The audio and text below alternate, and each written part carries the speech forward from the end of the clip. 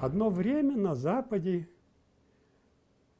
это вторая половина XIX века, ближе к концу, в моде были так называемые человеческие театры.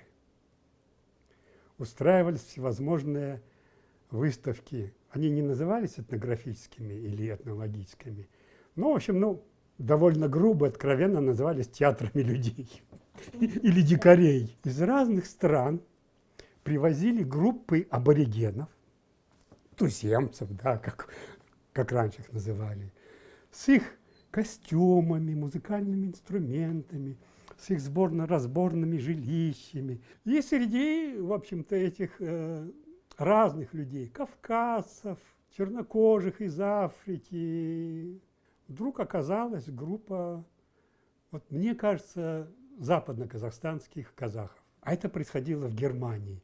И они издали целую серию открыток. У меня в интернете их штук 10 есть. И они показывали танцы народные, костюмы и так далее.